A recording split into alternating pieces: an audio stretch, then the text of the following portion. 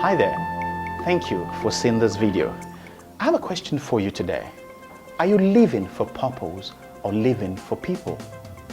Are you living your life for purpose or living your life for people? She came to my office that day and she was quite distressed. She was crying and she was in a bad shape. And I began to ask what the problem was, and she began to tell me her story. She is the first child of 6 children born to relatively poor parents. Her father is a security guard somewhere and the mother sells fruit right in front of their house. She had been done with secondary school, and through her father's friend she had secured a job in this engineering services company, and she was working there as one of the member of staff.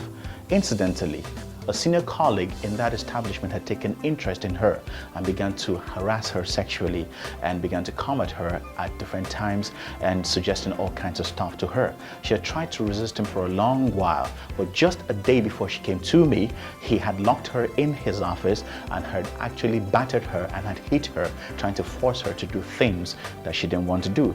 It was a bad situation, so she had run to me for counseling and for advice. And of course, my immediate response to her was for her to quit that employment. But she had concerns. She was thinking of her parents and thinking of her siblings and thinking if she left the job, the source of income to take care of her siblings and her parents would be cut off. I tried to make her see that she could get another job, but she wasn't sure that if she changed the particular job, she would get a job that would pay her so much money to take care of her parents and her siblings.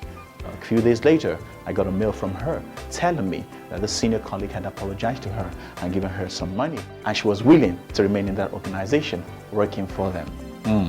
I felt sorry for her. Of course, she had lost every sense of self-esteem and purpose in life. She had begun to live her life for people and not for herself. Who are you? What's your purpose? Why are you here in this world? What is your vision? What is your mission? What's your place? What's your relevance in this world? Are you living to impress people? Are you living to oppress people? Is your life determined and dictated by those around you? Your mates in primary school, your friends in secondary school, your mates and friends whilst you were in the university, where are they today? All the choices and decisions you made to impress them or oppress them, how relevant are those choices today? I need you to think about your life and reconsider the way you're living.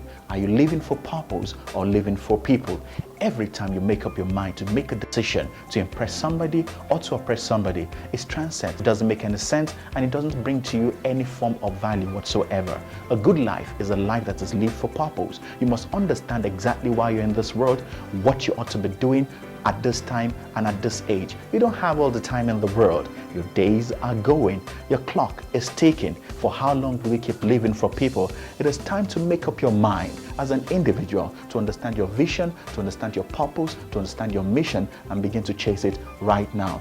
Yes, it makes a lot of sense to live a life that cares about others, concerned about others, and willing to help others. But if your life is dictated by the impression you make on people and how much you want them to love you, you begin to miss it right from the very beginning.